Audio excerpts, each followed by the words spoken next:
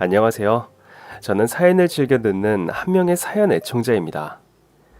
예전엔 남편 챙기랴 자식 돌보랴 이래저래 저만의 시간을 갖기가 어려워 제 마음대로 노래 한 곡 듣는 것도 쉽지 않았는데 지금은 남는 게 시간이다 보니 사연 채널을 자주 찾게 되네요.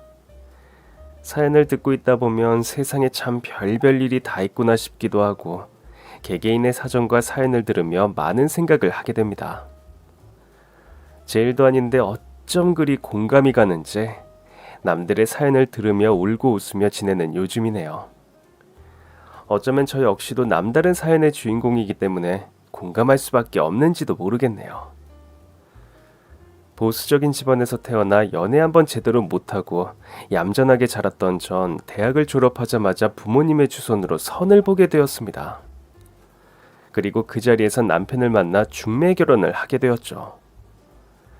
어렸을 적부터 집안의 막내딸로 부모님 말씀 거역한 적 없이 고분고분하게 자랐던 전 부모님이 주선한 결혼에 불만을 갖거나 하지도 않았어요. 그저 시키는 대로 학창시절엔 얌전히 공부만 하다가 이젠 결혼하라고 하시니 말을 들을 뿐이었죠. 애초에 집안끼리 보고 한 결혼에다가 저희 부모님도 중매 결혼을 하신 분들이라 저도 그런 게 당연한 줄 알았거든요. 저희 부모님은 남편의 집안이 적당하다 싶으셨는지 제게 결혼을 권하셨습니다.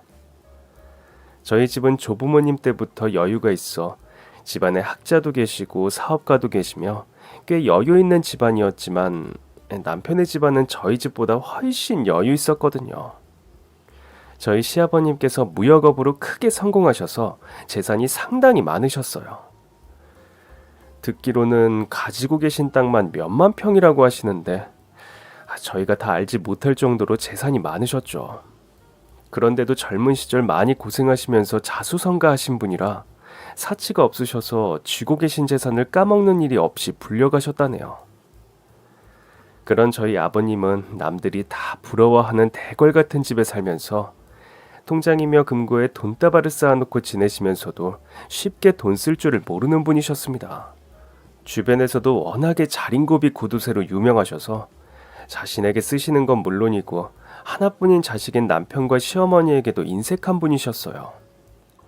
어쩌면 그래서 그 큰 부를 이루실 수 있었나 싶지만 그 때문에 시어머니와 남편의 불만이 이만저만이 아니었죠. 재산 물려줄 자식이라곤 외동아들인 남편 하나뿐이었는데도 불구하고 아버님은 남편에게 쉽게 돈을 내어주지 않으셨습니다. 일하지 않으면 먹지도 말라며 남편이 아버님 회사에서 일하는 만큼 월급으로만 주셨고 시어머니에게도 생활비 이상을 내어주지 않으셨거든요.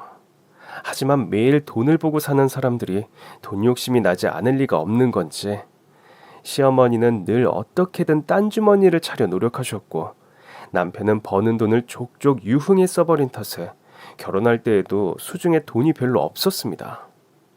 그래서 제가 어쩔 수 없이 시댁살이를 해야 했던 이유도 있었네요. 그나마 시댁이 크고 넓어서 불만은 별로 없었지만 저로서도 시부모님을 모시고 사는 게 쉬운 일은 아니었죠. 어쨌든 저희는 서로의 집안을 보고 결혼을 한 사이였고 그래서인지 저희 부부 사이에는 부부간의 정이랄까 사랑이랄 게 별로 없는 편이었어요. 그래도 부모님이 맺어주신 인연이니 서로 잘 맞춰가면 괜찮을 거라 생각했지만 남편은 그런 생각이 아니었는지 제게 늘 대면대면하기만 했었습니다. 하지만 전 크게 좌절하지 않고 제 가정을 꿋꿋이 지켜나가려고 했죠. 남편이 제게 무심하고 다정하지 않더라도 전 아내로서 며느리로서 제 할 도리를 다 하면 될 거라 생각했거든요. 그렇게 결혼한 지 1년이 지나기도 전에 임신을 하게 된 전 이듬해에 떡두꺼비 같은 아들을 낳게 되었습니다. 그리고 시어머니 등살에 시집살이 당하며 남편에게 외면받던 전 어느 순간부터 아들만 보고 살았어요. 아들의 존재만으로 힘을 얻었던 전 아들이 그저 건강하게 잘 자라주기만을 바랬습니다. 아이가 어릴 적부터 몸이 약했어서 다른 일로 스트레스를 주고 싶지 않았거든요. 하지만 그마저도 제 마음대로 되지 않더라고요. 사실 저희 아들이 입이 일찍 트이고 한글도 빨리 깨우쳤는데 아들이 똘똘한 면이 있어서 그런지 시어머니와 남편이 아이에게 거는 기대가 너무 컸습니다. 그래서 어릴 적부터 이것저것 시켜야 한다며 자꾸 다그치시더라고요. 돈 있는 집에선 아이들 위한다며 영어 유치원에 미술 학원에 이것저것 일찍부터 가르치긴 하지만 전 그러고 싶지 않았어요. 공부는 자기 마음이 동할 때 해야 효과가 있지. 괜히 부모가 시킨다고 해서 될 일도 아니고 싫은 걸 억지로 시키면 아이가 스트레스 받을까 걱정이었거든요. 더구나 어릴 적부터 몸이 약해 잔병 치레가 많던 아들이었기에 그런 스트레스가 더 걱정이었죠. 그래서 제가 천천히 해도 된다고 여러 번 말렸는데도 남편과 시어머니는 오히려 그런 제가 무신경한 엄마라 비난하며 아이를 사교육으로 내몰았습니다. 그래서 결국 영어 유치원을 보내게 되었고 아이가 초등학교에 들어가자 남편과 시어머니는 단과 학원에 태권도에 미술에 심지어 피아노 학원까지 보내며 아이의 사교육에 사활을 걸더라고요. 지금부터 시켜놔야 늦지 않는다면서 말이에요. 한창 뛰어놀아야 할 아이를 하루 종일 학원 스케줄에 쫓기게 하니 전 속이 상했어요. 전 시어머니와 남편이 대체 왜 이렇게까지 사교육에 집착을 하시는지 전 이해를 할 수 없었죠. 남편도 머리가 좋은 편은 아닌지 경기도권에 있는 대학을 겨우 나왔으면서 아직 어린 아들에겐 너무 과한 기대를 건다 싶었거든요. 하지만 이걸 다행이라 생각해야 하는지 불행이라 여겨야 하는지 놀랍게도 저희 아들은 그 많은 학원들과 공부들을 하면서도 힘든 내색 한 번 한 적이 없었습니다. 어려서부터 일찍 철이 드는 바람에 어른들 말도 잘 듣고 반항 한 번 한 적이 없더니 엄마에게 자랑스러운 아들이 되겠다며 공부도 열심히 하더라고요. 그렇게 저희 아들은 어디 내놔도 모두가 부러울 만한 완벽한 아이로 자라주었고 시어머니 역시 그런 저희 아들을 무척 자랑스러워 하셨습니다. 하지만 전 가끔씩 아이를 향한 시어머니 애정이 거리껴지기도 했어요. 아유, 우리 광현이는 누구 닮아서 이렇게 똑똑하고 잘생겼을까? 할머니는 우리 광현이만 보면 안 먹어도 배가 부르다. 광현이 너 이만큼 잘된 거 다 이 할머니 덕분인 거 알지? 공부머리도 다 유전인 건데 네가 너희 아빠 닮아서 똑똑한 거 아니니? 그리고 네 아빠 유전자는 다 할머니가 물려준 거고 어려서부터 네가 날 쏙 빼닮았다 생각했더니 아유 역시 잘할수록 날 닮아가는구나. 그렇지? 남편은 어디 가서 머리 좋단 소리를 들은 적이 없었고 하물며 어머니는 단순 계산도 잘 안 되시는 분인데도 어머니는 늘 제 앞에서 저희 아들이 자신과 자신의 아들을 닮았다며 자랑하곤 하셨습니다. 생긴 거며 성격이며 동네 사람들이며 집안 사람들이며 모두 아들이 절 닮았다고 인정하는데도 말이죠.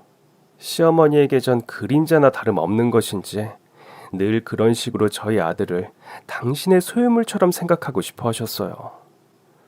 그렇다 보니 엄마인 제 입장에선 그런 시어머니의 행동이 속상하기도 하고 가끔은 소름 끼치기도 했네요. 그렇게 시어머니마저 탐낼 만큼 잘난 저희 아들은 그 흔한 사춘기 한 번 없이 착하게 자라주었고 어느새 대학에 들어갈 나이가 되었습니다. 어린 시절부터 뭐든 똑부러지게 자라던 저희 아들은 고등학교에 진학하며 의사의 꿈을 키우게 되었어요. 어린 시절 자주 아팠던 자신처럼 아픈 아이들을 고치는 소아과 의사가 되고 싶다더라고요. 그렇게 꿈을 가진 아들은 다들 난다긴다 하는 특목고에서 전교권 성적을 놓치지 않으며 고등학교 내내 꾀 한 번 부리지 않고 착실하게 공부를 하더니 기어이 서울대 의대에 수석 합격 통보를 받고 말았습니다. 한국에서 제일로 쳐주는 1등 명문 서울대에 그것도 그 어렵다는 의대 수석이라니 그저 착하고 건강하게만 자라주기를 바랬던 아들이 이렇게나 대단한 결과를 보여주다니 제가 낳았으면서도 신기할 따름이었어요. 그리고 저뿐만 아니라 온 가족들이 놀라며 난리가 날 수밖에 없었습니다. 저나 남편은 물론이고 손자를 아들처럼 생각하시는 시어머니도 기뻐서 춤을 추시더라고요. 거기다 워낙에 표현에 인색하셔서 하나뿐인 손주 앞에서도 좀처럼 웃어주지 않으시던 시아버지까지 깜짝 놀라며 모두들 저희 아들의 합격 소식을 축하해 주었습니다. 이놈이 누굴 닮았기에 이런 기특한 일을 했을꼬.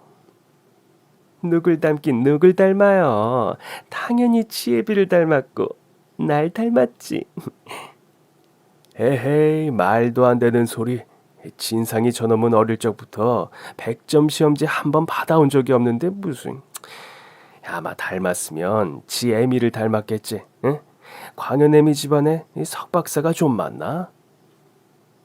석박사 많다고 다 똑똑하답니까? 그깟 학이야 돈만 주면 다 나오는 거지.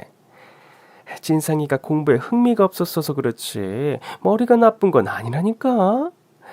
진상이도 당신이 그렇게 혼만 내지 않고 어릴 적부터 다 잡아서 공부시켰으면 당연히 서울대 갔을 거예요.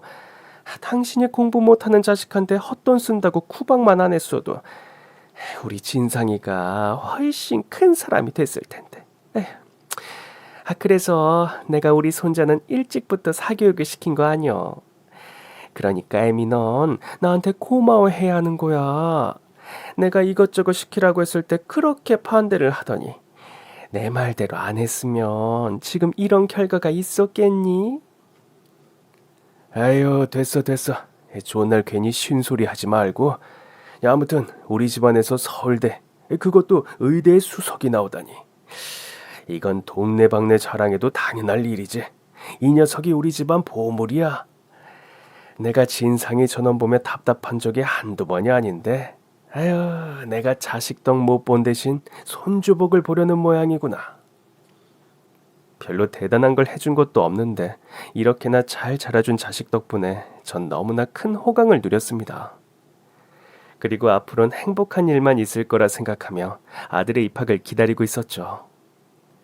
그렇게 아들의 입학식을 하루 앞두었던 날, 전 늦게까지 들어오지 않는 아들을 기다리고 있었습니다.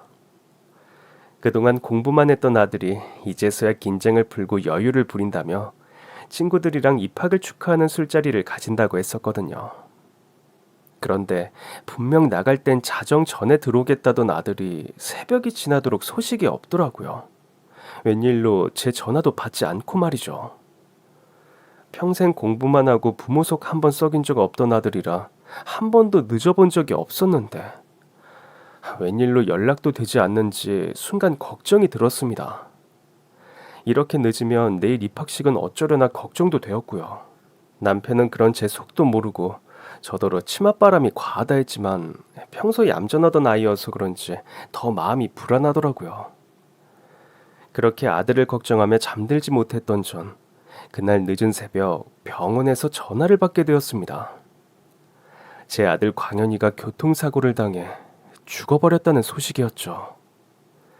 그 소식에 불이 나게 병원으로 달려간 전 침대 위에서 이미 차게 식은 제 아들을 만나야 했습니다. 차에 치여 크게 다친 아들이 그 자리에서 즉사했고 뺑소니 범은 그런 아들을 버려두고 도망쳤다더라고요. 그렇게 전 아들을 살릴 기회도 마지막 인사를 나눌 겨를도 없이 제 아들을 허망하게 떠나보내야 했어요. 서울대 의대에 합격해서 앞길이 창창할 아이가 입학식 하루 전날 죽어버렸다니. 이건 어떤 비극이라 설명해야 할지도 모르겠더라고요. 하루아침에 아이를 잃은 전 목 놓아 울다 여러 번 실신을 했고 장례를 치르는 내내 제정신이 아니었어요. 어떻게 자식이 부모보다 먼저 갈 수 있는지 아이의 영정사진을 보면서도 도저히 믿어지지 않더라고요. 어떻게 지났는지도 모르게 아들의 장례를 치른 뒤 여전히 정신없던 전 말도 안 되는 일을 당해야 했습니다. 그래도 같이 자식을 잃었으니 남편이 제 편이 되지 않을까 기대했는데 그런 기대는 제게 사치였네요. 아들의 장례를 마치자마자 남편과 신모가 제 짐을 싸놨더라고요. 그리고 남편이 그동안 제 얼굴을 보고 사는 게 지긋지긋했다며 자식도 없으니 더 같이 붙어 살 이유가 없다고 이혼을 하자 그러더라고요. 부부간의 정은 없어도 부모의 유대는 있을 거라 믿었던 제 생각을 비웃기라도 하듯 남편은 제게 씻을 수 없는 상처를 주었습니다. 당신 때문에 광현이가 죽은 거야. 이 모든 게 네 탓이라고. 애엄마라는 사람이 자식 관수도 제대로 못하고 감히 우리 집안의 유일한 독자를 잃었어. 내가 그동안 뭐 때문에 널 참아줬는데 그나마 아들 하나 잘 낳았다고 봐줬더니 그런 금쪽 같은 새끼를 잃었어. 됐다. 이제 당신 얼굴 안 보고 살 수 있으니 오히려 개운하지. 그러니까 우리 이혼하자. 넌 여태까지 광현이 때문에 이 집에 붙어 있을 수 있었던 거야. 근데 그런 귀한 아들을 먼저 보냈으니 이제 네가 이 집에서 살 이유가 뭐가 있니? 자식까지 잡아먹은 년. 내 손주가 죽은 건 전부 너 때문이야. 난 그런 너와 하루라도 같이 살 수 없으니 친정으로 가던 길바닥에 살던 썩 꺼져버려. 시모와 남편은 마치 이 순간만을 기다렸던 것처럼 순식간에 절 내쳤습니다. 20년을 사는 동안에도 몇 없던 제 짐을 금세 싸버리곤 그 짐과 절 마치 쓰레기 마냥 길바닥으로 내던져 버리더라고요. 그렇게 내팽개져 도로에 굴러다니는 그 짐들이 마치 제 신세 같기만 했죠. 하지만 그런 상황에도 전 화를 낼 기력조차 없었습니다. 그래서 쫓아내는 대로 쫓겨나 주었고 이혼하자 남편의 말에도 반항 한마디 없이 그러자고 했죠. 남편과 시모는 제가 광현이 덕분에 그 집에 붙어 있을 수 있었던 거라 했지만 사실 저야말로 아들이 없는 이상 그 집에 남아있을 이유가 없었거든요. 그렇게 결혼한 지 20년 만에 친정으로 돌아간 전 그동안 거의 먹지도 자지도 못하며 식음을 전폐하며 지냈습니다.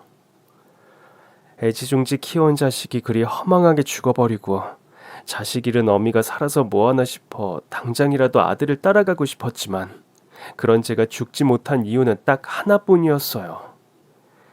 내 아들을 치워 죽게 만든 그 뺑소니범을 꼭 잡아야 했거든요. 죽은 아이를 살려낼 수는 없지만 내 아들을 그리 만든 사람은 꼭 제대로 죗값을 치르게 하겠단 마음에 전 경찰서와 목격자들을 찾아다니며 겨우 버티고 있었습니다. 하지만 어디에서도 유의미한 소식은 없었는데 그러던 중 어느 날 제 앞으로 소포 하나가 날아왔습니다. 처음엔 그 소포가 얼마나 중요한 것인지 생각지도 못했어요. 결혼하고 반평생 살던 집을 떠나 친정에 온 지 얼마 되지도 않았는데 누가 제가 여기 있는 줄 알고 소포를 보내나 싶었거든요.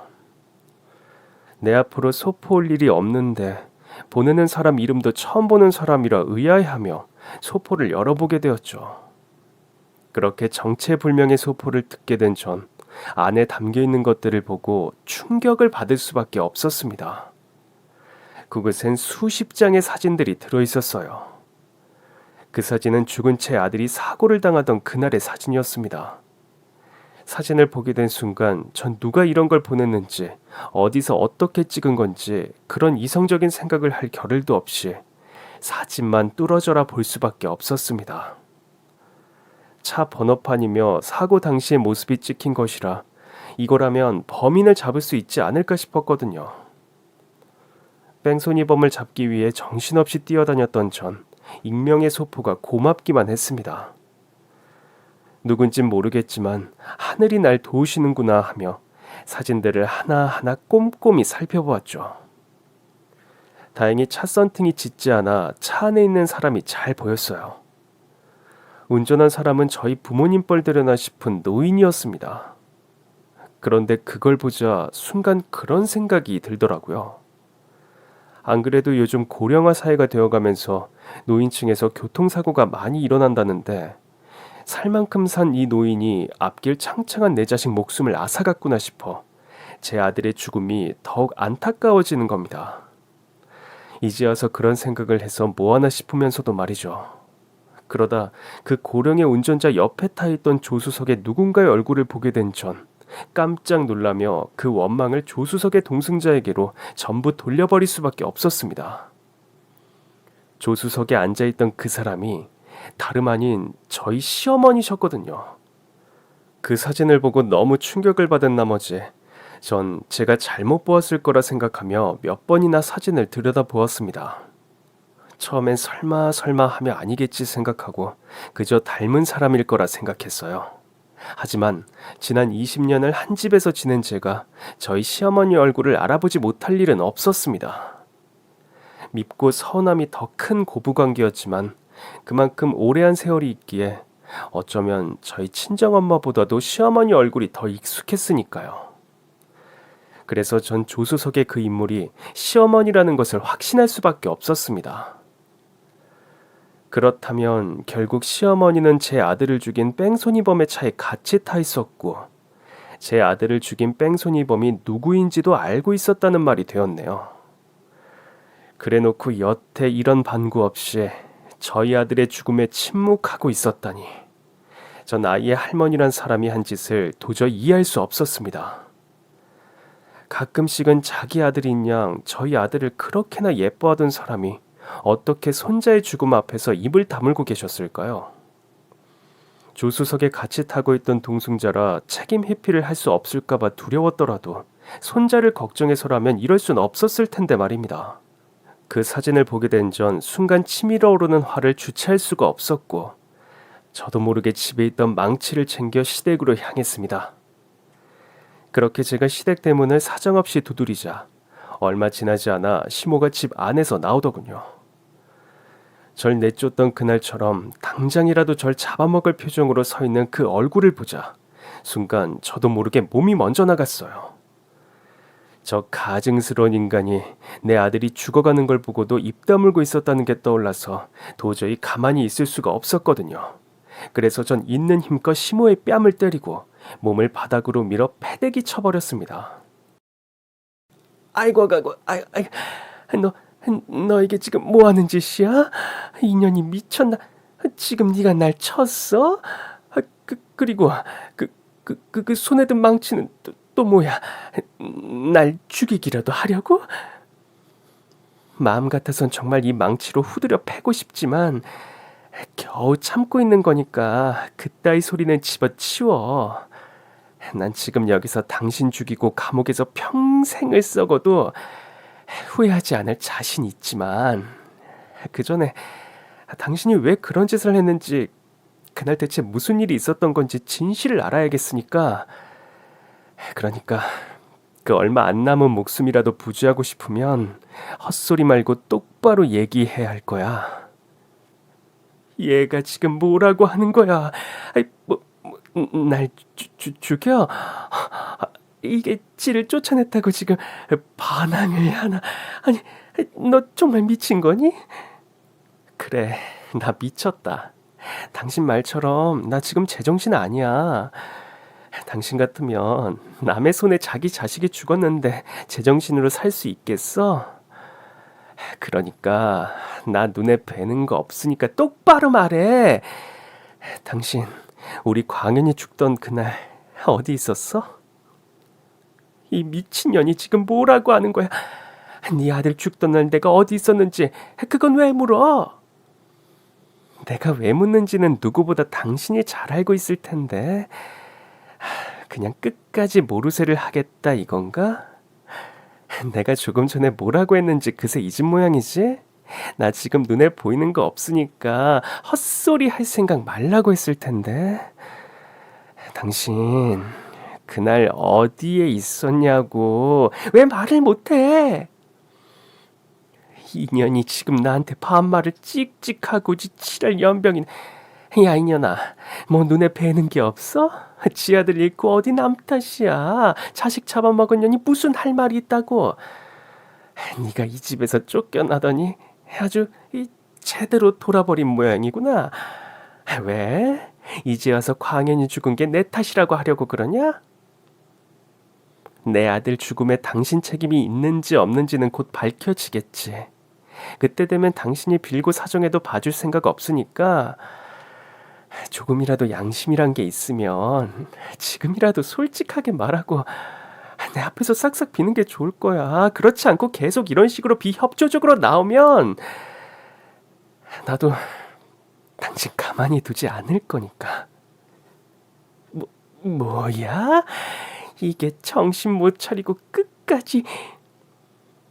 그나마 한때 가족이었고 제 아들의 할머니이고 했던 정 때문에 자기 입으로 직접 얘기할 수 있는 배려라도 해주려고 했는데 제가 사진을 봤다는 걸 모르는 시모는 지금 상황이 어떤 상황인지 파악하지 못하고 제게 패악을 부리며 순순히 입을 열지 않고 있었습니다.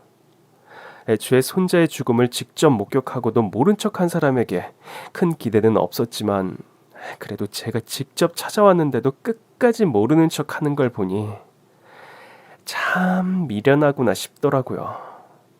그렇게 제가 시모를 바닥에 엎어놓고 망치로 위협을 하며 실랑이를 하고 있는 사이에 소란을 듣고 남편이 뛰어나왔습니다. 뭐야, 엄마 무슨 일이야? 아니, 당신 왜 여기 있어? 연락도 없이.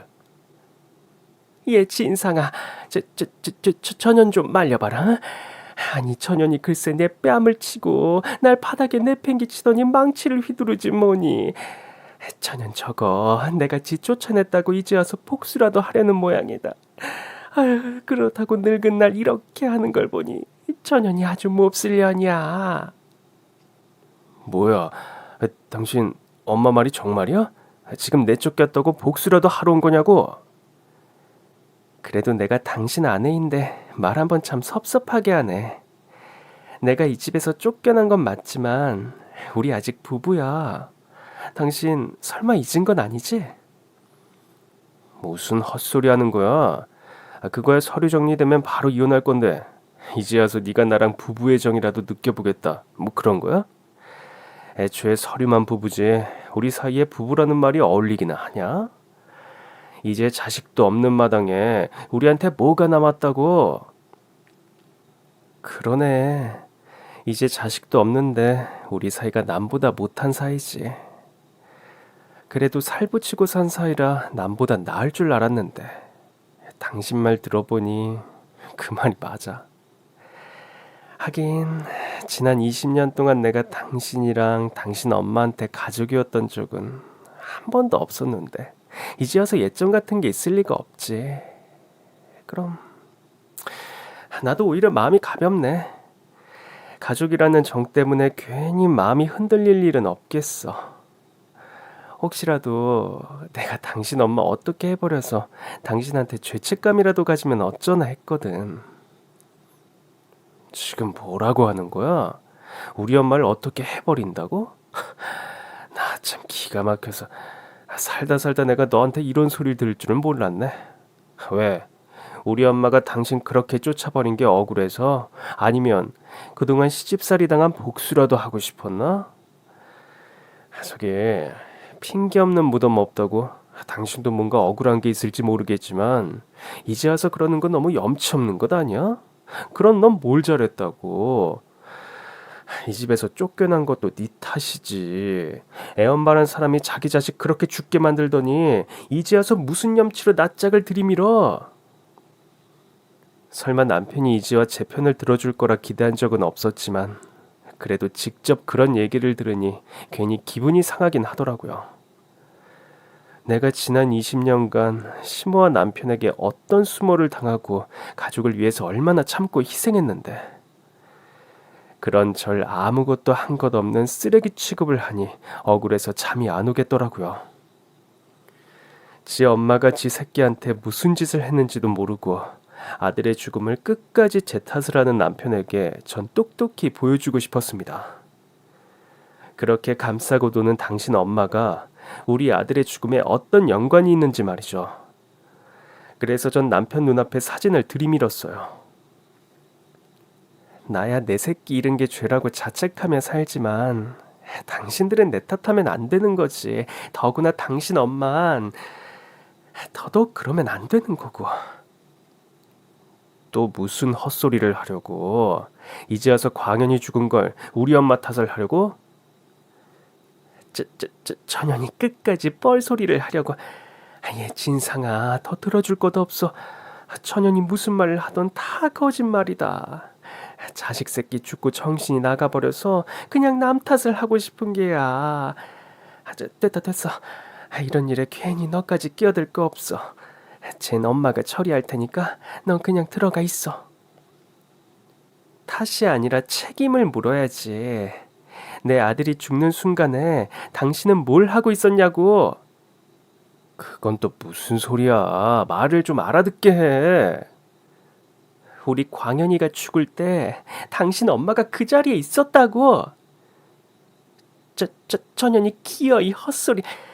진상아, 저 말 믿으면 안 돼. 나 아니라고. 남편에게 제가 아는 사실을 말하자 남편은 믿지 못하는 듯 하면서도 절 막으려는 시모의 행동에 이상함을 느낀 듯 했습니다. 그런 남편에게 전 제가 들고 있던 사진들을 내밀었고 남편도 결국 사진 속에 있는 시모의 모습을 발견하게 되었죠. 광현이가 그 차에 치이는 중에 당황스러워하던 시모의 얼굴을 말이죠. 남편 역시 그 사실이 믿기지 않은 듯 운전한 사람이 누군지, 두 사람이 대체 무슨 사이인지 자기 엄마에게 다그치듯 물었습니다. 하지만 묻지 않아도 시모가 새벽에 남의 차에, 그것도 웬 동년배 남자와 같이 있었단 사실이 설명하는 건 결국 뻔했어요. 엄마가 왜 이 차에 타고 있는 거예요? 광현이가 사고당한 차에 엄마가 왜 있는 거냐고. 그리고 저 둘이 무슨 사이길래 이 야밤에 같이 차를 타고 있어요? 그 사람은 그냥 아는 사람이야. 내가 어디 갈 일이 있어서 잠깐 차를 빌려 탔던 것뿐이고 아무것도 아니야. 이 새벽에 어딜 가는데? 이 사람이 누군데? 어떻게 아는 사람인데? 누구냐니까. 엄마, 설마 이 사람이랑 그렇고 그런 사이인 거야? 그래서 바람난 게 들킬까봐 입 다물고 있었던 거예요? 그래요?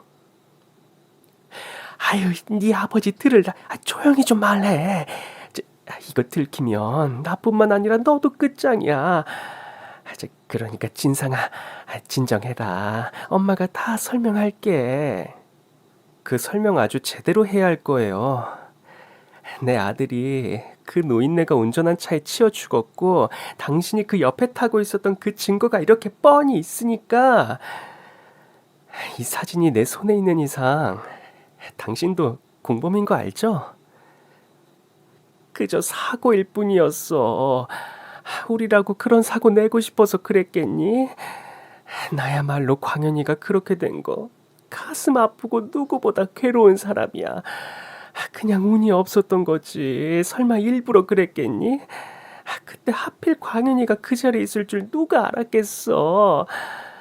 그리고 내가 그 상황에 뭘 어떻게 할 수 있었겠니? 운전한 건 그 인간인데 내가 대신 차수를 할 수도 없고 그렇다고 내가 그 자리에 있었다는 걸 말하자니 바람난 걸 내 입으로 인정하는 꼴이 되는 거. 내가 솔직해진다고 한들 광현이가 살아 돌아오는 것도 아닌데 나로선 그게 최선이었어. 결국 당신이랑 그 옆에 있던 노친네가 내 아들 죽인 게 맞네. 그리고 당신은 그걸 뻔히 알고 있었던 거고. 그래놓고 나한테 그랬던 거예요. 내가 내 아들 잡아먹었다고 날 죄인 취급했었던 거냐고. 그렇게 다 알면서 뻔뻔하게 날 이 집에서 쫓아낸 거냐고. 그렇다고 너도 이 집에서 계속 지내는 건 싫을 거 아니야. 애초에 네가 내 아들이랑 사이가 좋았던 것도 아니고 자식 없으면 부부연도 끝인 거지. 나도 다 널 위해서 그런 거야. 그걸 왜 몰라? 그러게요. 결과적으로 어찌됐던 난 이 집을 나갔겠지. 하지만 그걸 당신이 쫓아내선 안 됐어. 됐고 이제 결국 당신도 이 집에서 나가게 됐네. 당신이 지금이라도 죗값 치르게 할 거고 내가 당신 어떻게든 감옥 보낼 거니까. 그러니까 혼자 독박 써서 감옥에 처박히기 싫으면 지금이라도 그 노친네가 누구인지, 내 새끼 죽인 그 쓰레기 새끼가 누구인지 말하라고요. 그럼 내가 아주 나란히 오붓하게 둘 다 감옥 보내줄 테니까. 여보, 일단 진정 좀 해봐. 당신 속상하고 많이 화난 건 알지만 그래도 우리 엄마한테 너무 그럴 필요 없잖아. 엄마가 잘못한 건 맞지만 그렇다고 우리 엄마가 광현이 죽게 만든 것도 아닌데. 와, 당신이란 인간은 이걸 다 보고 듣고도 그런 소리가 나와?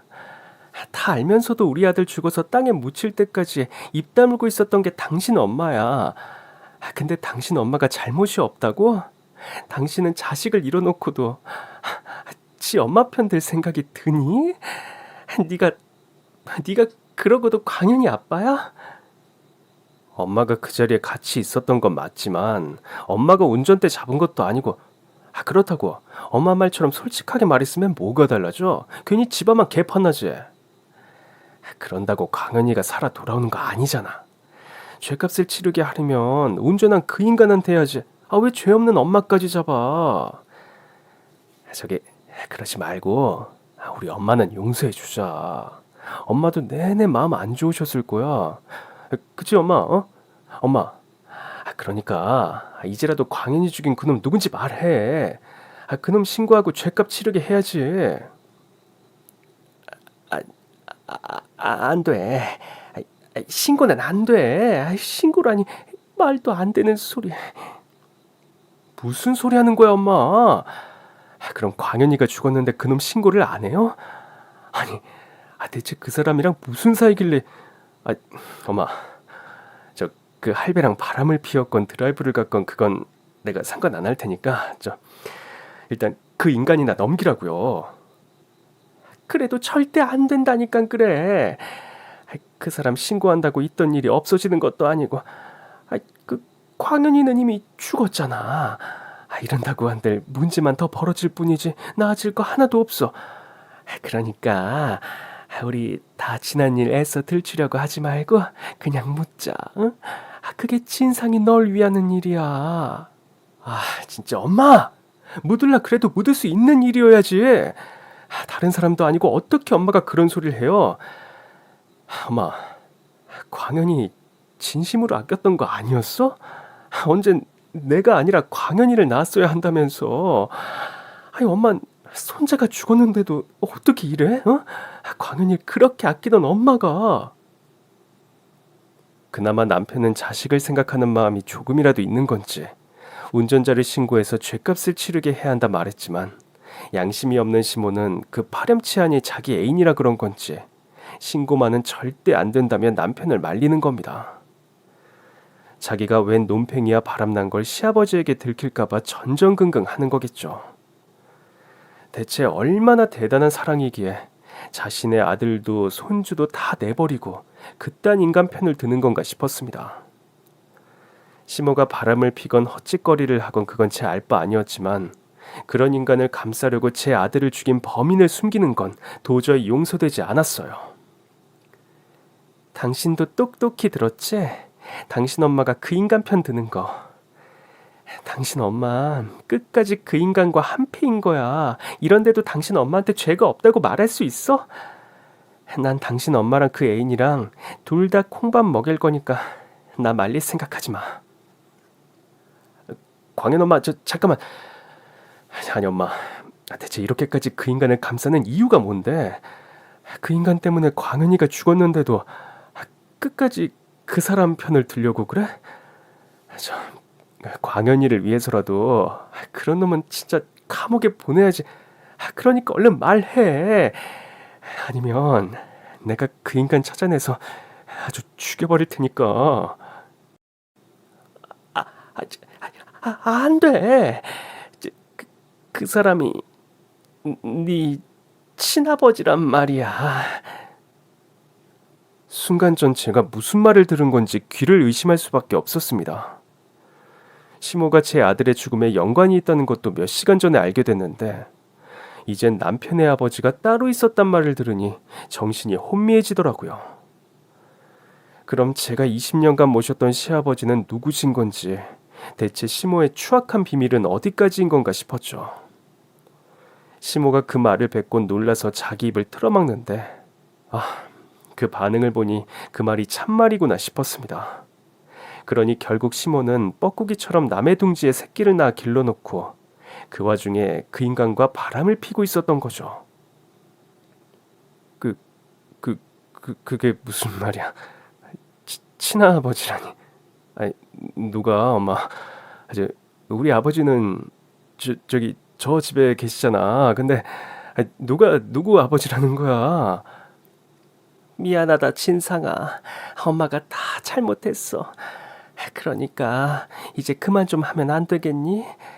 그렇게 내가 그냥 넘어가야 다 산다 했잖아. 왜 일으키어 이렇게 만드는 거야? 지금 이게 다 무슨 소리야? 친부라니, 응? 누가 누구 친부라고? 그런데 그때 마당에 내내 서 계시던 시아버지가 대문을 열고 나오셨습니다. 전 아까 전부터 아버님이 두 모자의 대화를 듣고 계시다는 걸 눈치채고 있었지만 경악할 진실에 충격받은 남편과 제발저리던 시모는 아무것도 듣지 못하고 실컷 얘기를 떠들고 있었어요. 그러다 기어이 아버님께서도 남편이 자신의 친아들이 아니란 사실을 듣고 마셨죠. 전 시모가 자기 입으로 직접 자신의 죄를 이실직고해서 통쾌하면서도 한편으론 그동안 아무것도 모르고 남의 자식을 키우셨을 시아버님이 안타깝고 가엾게 느껴졌습니다. 친부라니, 이게 다 무슨 소리냐니까? 당신 언제부터 거기 있었어요?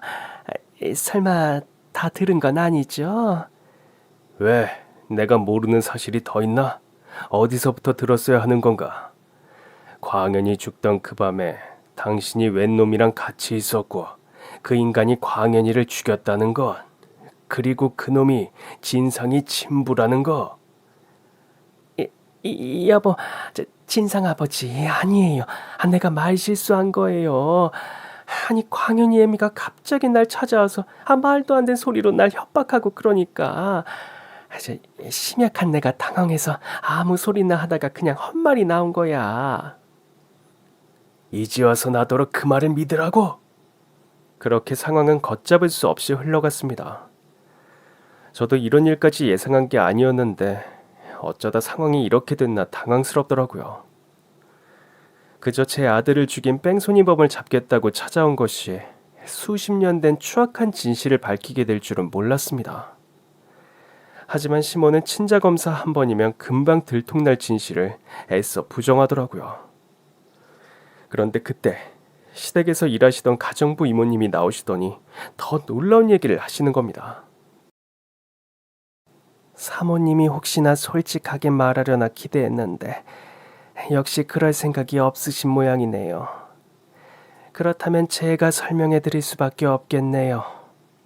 작은 사모님, 그 사진들 보낸 사람이 바로 접니다. 제가 광현군 사건의 유일한 목격자이고 이 모든 상황의 진실을 알고 있는 사람이에요.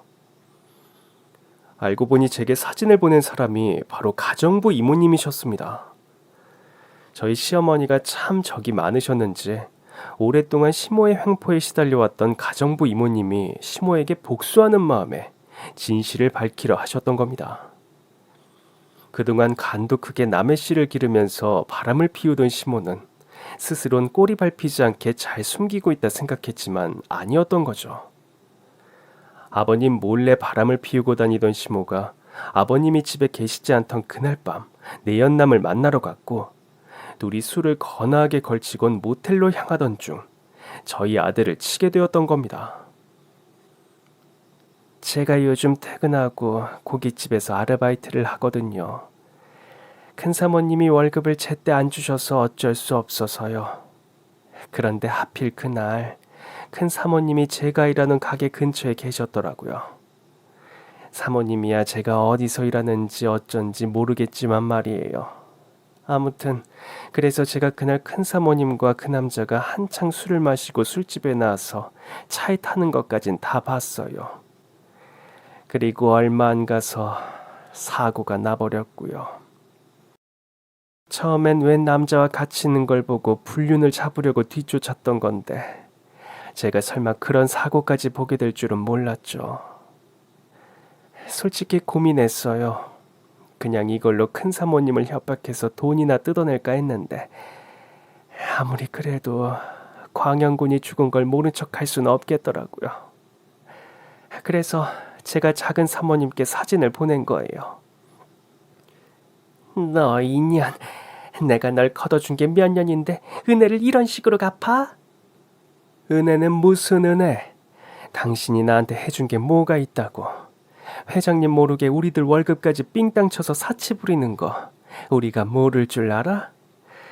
그래서 남의 월급까지 밀려놓고 잘해주긴 뭘 잘해줘. 그동안 가정부들에게 못되게 군 걸로 끝이 아니었는지 시모가 일하시는 분들 월급까지 가로채 자기 용돈으로 쓰곤 했던 모양입니다. 사치를 싫어하시는 아버님이 시모에게 돈을 넉넉하게 주지 않으니 그런 식으로라도 돈을 빼돌렸던 거죠. 하지만 그게 돌고 돌아 자기 발등을 찍을 줄은 누가 알았겠나요? 그렇게 시모가 평소 행했던 행실들이 다 밑거름이 되어 결정적인 순간에 자기 목을 죄고 말았네요. 결국 시모의 죄는 그렇게 밝혀지게 되었고 비밀을 들킨 시모는 자포자기하는 심정으로 자신의 내연남의 신상을 저희에게 알려주었습니다. 덕분에 전 더 힘들이지 않고 뺑소니범을 잡을 수 있었어요. 시모의 증언과 사진 증거들로 제 아들을 죽게 한 범인의 죗값을 치를 수 있었죠. 그래봐야 제 아들이 잃어버린 시간엔 비교되지 않겠지만 이미 고령인 탓에 아마 그 인간이 살아생전 감옥을 벗어나긴 어려울 거라 생각했습니다. 저 또한 부디 그러기를 바라는 바였고요. 그리고 그 일에 동조했던 시모 역시 음주운전 방조죄로 징역 1년의 처벌을 받게 되었습니다. 보통 초범들이 풀려나는 것과 달리 손자의 죽음까지 모른 척 하려던 것이 악영향을 미쳤다더라고요. 그리고 시모가 감옥에 가 있는 동안 아버님은 이혼 소송을 진행하셨습니다. 유전자 검사 결과로 남편이 아버님의 친자가 아니었음이 밝혀졌거든요. 꼭 검사 결과가 아니더라도 재판장에서 본 뺑소니범의 얼굴이 제 남편과 똑 닮아 있더라고요. 내 아들을 죽인 그놈의 얼굴을 닮은 남편이 얼마나 꼴보기 싫던지 전 제 결혼을 두고두고 후회할 수밖에 없었습니다. 하지만 이제 이혼하게 되었으니 후회도 끝이네요. 그렇게 전 남편과 이혼을 하게 되었고 제 아들을 죽인 범인까지 잡아 넣을 수 있었습니다. 하지만 그럼에도 생때 같은 아들을 잃은 슬픔을 아주 잊을 수는 없었죠. 그런 제게 어느 날 아버님이 찾아와 제안을 하시더라고요. 내가 광연애미 너한텐 참 미안하다. 널 우리 집 며느리로 들이면서 네가 내 집에서 무슨 고생을 하는지 뻔히 알면서도 내가 편 한 번 제대로 들어주지 못했었구나. 그러곤 기어이 손주마저 잃게 되고 내가 널 볼 낯이 없구나. 아버님이 무슨 잘못이겠어요. 그냥 제 운이 나빠 잘못된 인연을 맺은 탓인 거죠. 아버님도 피해자이신데 너무 저한테 죄책감 갖지 마세요. 그래도 아버님이 누구보다 저희 광현이를 아껴주셨잖아요. 그래, 결과적으로 광현이가 내 피가 섞인 친손주는 아니게 되었지만 그래도 난 광현이를 내 손주라 생각한다. 그리고 너도 여전히 내 며느리고. 그래서 내가 너한테 보답을 하나 할까 싶어. 내가 너한테 재단을 하나 만들어주마. 광현이처럼 귀한 인재들을 위한 장학재단 말이다. 예? 장학재단이라뇨? 제가 뭐라고 아버님이 저한테 왜 그런 걸 해주세요? 말했지 않니? 넌 여전히 내 며느리라고. 어차피 나한테 돈이야 차고 넘치고 이젠 재산 물려줄 자식도 없는 마당에 내가 며느리한테 재단 하나 만들어준다고 뭔 별일 있겠냐. 그리고 내가 재단을 만들겠다는 건 다름 아닌 광현이 때문이야. 그놈이 피지도 못하고 진 걸 생각하면 내가 너무나 마음이 아프고 죄책감이 들었어. 그래서 곧 죽을 노인의 마음이라도 가벼워 보려고 그러는 거니 부담 갖지 말고 제발 받아다오. 전 남편이 친자식이 아니라는 것까지 밝혀진 마당에도 아버님은 여전히 절 며느리라 불러주셨습니다. 그리고 광현이 역시 자신의 하나밖에 없는 손자라며 광현이의 죽음을 기리고 싶어 하셨죠. 그런 아버님께선 수십억을 들여 장학재단을 세우셨고 절 그곳에 이사장으로 세워주셨어요. 그게 아버님께서 하실 수 있는 유일한 위로라고 하셨네요. 그렇게 전 아버님의 권유로 재단을 운영하게 되었고 제 아들을 떠나보낸 대신 다른 아이들을 후원하며 매일매일 열심히 살고 있어요. 자식을 잃고 죽고 싶었던 제가 이렇게라도 삶의 의미를 찾아가고 있네요. 앞으로 제 인생이 얼마나 더 남았을지는 모르겠지만 제가 다시 아들을 만나게 될 그날까지 아들 목까지 열심히 살겠습니다. 그럼 지금까지 제 긴 사연 들어주셔서 정말 감사합니다. 오늘도 행복한 하루 되세요.